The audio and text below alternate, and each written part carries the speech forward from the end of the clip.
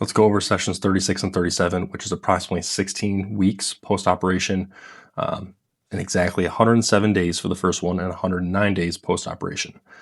Occurred on December 6th, and the next one was on the 8th. So let's go through the first video, starting off with some mobility, working on both sides as well, just to make sure I'm not neglecting one over the other, into some standing dorsiflexions. See this a lot with like knees over toes, but it's an essential part of it, and it's been there long before all that occurring.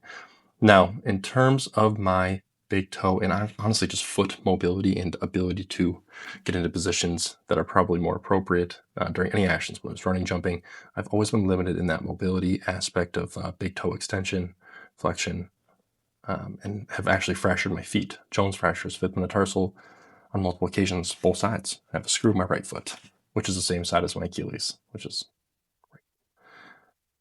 We have some more foot strengthening, toe flexions with the plate. The friction on the ground with this actually made it fairly difficult. I do remember this. Slow, controlled, standing, really trying to get back that gastroc strength. The soleus definitely came back a little sooner. And then we have some angled plantar flexion into that 5 times speed iso. Definitely struggling on these. And trying to gain some strength with that range of motion on the standing plantar flexion into another iso. Now these aren't very high impact days, but we're getting a lot of good volume in. With these isos, making sure that we're just stimulating the tissue, the minimal effective strain or minimal effective dose. Nothing crazy, making sure we have that heel height that indicates our degree of plantar flexion. Just keep that fairly simple here. Seated iso, 5 times speed. Doing it in left and right. This is my healthy side. And then getting to a little bit more dynamic range of motion, which was a little nerve-wracking at first, I'm not going to lie. And then sped it up quite a bit. And then some controlled range of motion, even though this is the healthy side, making sure that we're properly firing, work on that motor control, that neuromuscular ability. And now we're going to get into the second day, which is our December 9th. So it's actually day 110 post-surgery. So let's get right into that video. Okay, starting off in the Vans, I believe I take the shoes off.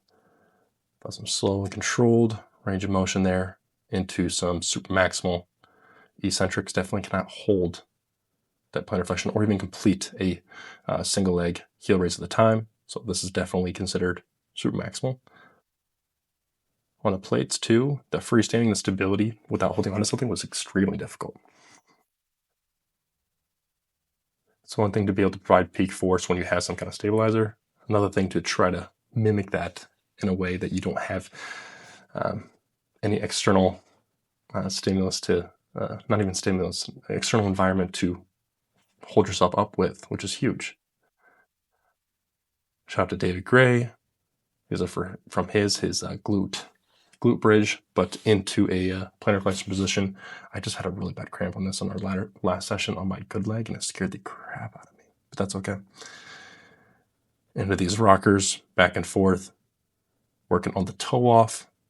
This is simply just, we're working on the mobility, the range of motion, but we're also working on the firing of it as well. We don't want to just go into that kind of movement later on the line without being introduced to it in some kind of way, shape, or form. We have some knee tracking as well, back and forth. I don't know why they seem like they're in slow motion. Just be really working on keeping a heavy heel. I'm not going to speak too much about this just because it's not my program. Here's the pup brew. And the color grading in this just looks weird. I don't know. I didn't know anything to it. I'm not a editor by any means, so obviously we're just doing what we can. Brew boy stretching. Oh yeah. Just two boys stretching in the basement, just hanging out. And these controlled hip hinges. It's almost like an RDL that's extremely bent-legged, trying to maintain that knee flexion angle. Not going to speak too much on this. This is David Grades.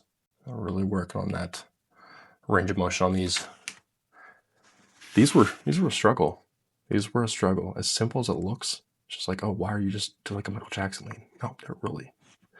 And then some inversion, eversion with that dorsiflexion combination, and then the single leg isos Oh man, this was huge. Single leg on that Achilles side, holding a 35 pound dumbbell, excuse me. Much easier my left side. As you can see there, kind of throw the weight back to be like, hey, we're still holding on the weight because you can't see it. This side, I'm very much struggling. You can see the shaking.